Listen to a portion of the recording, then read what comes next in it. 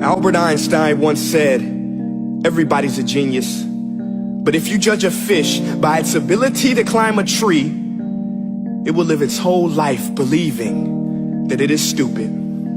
Ladies and gentlemen of the jury, today on trial we have modern day schooling. Glad you could come. Not only does he make fish climb trees, but also makes them climb down and do a 10-mile run. Tell me, school, are you proud of the things you've done?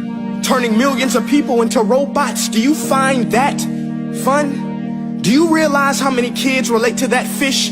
Swimming upstream in class, never finding their gifts, thinking they are stupid, believing they are useless?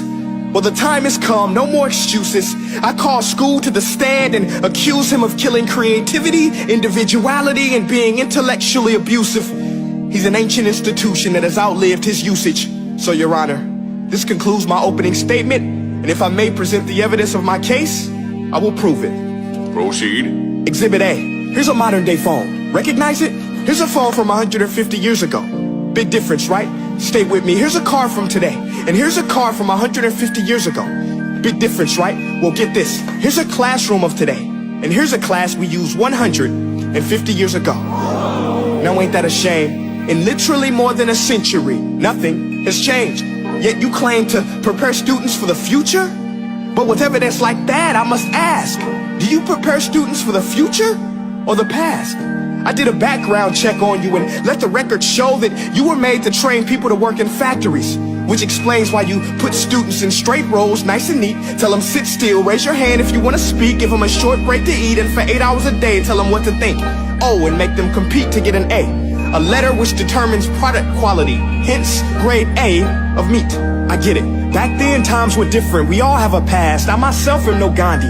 But today, we don't need to make robot zombies. The world has progressed. And now we need people who think creatively, innovatively, critically, independently, with the ability to connect. See, every scientist will tell you that no two brains are the same. And every parent with 2 or more children will confirm that claim.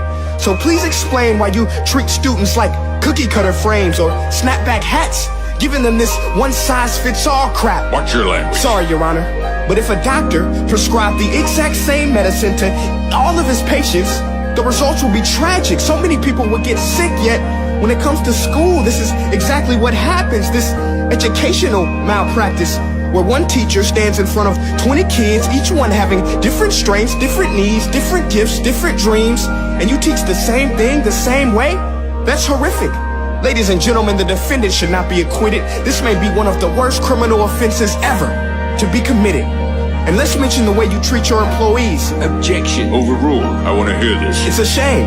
I mean, teachers have the most important job on the planet, yet they're underpaid? No wonder so many students are short-changed. Let's be honest. Teachers should earn just as much as doctors, because a doctor can do heart surgery and save the life of a kid. But a great teacher can reach the heart of that kid and allow him to truly live. See, teachers are heroes that often get blamed, but they're not the problem. They work in a system without many options or rights. Curriculums are created by policymakers, most of which have never taught a day in their life. Just obsessed with standardized tests. They think bubbling in a multiple choice question will determine success. That's outlandish. In fact, these tests are too cruel to be used and should be abandoned, but don't take my word for it. Take Frederick J. Kelly, the man who invented standardized testing, who said, and I quote, "These tests are too cruel to be used and should be abandoned." Ladies and gentlemen of the jury, if we continue down this road, the results will be lethal. I don't have much faith in school, but I do have faith in people.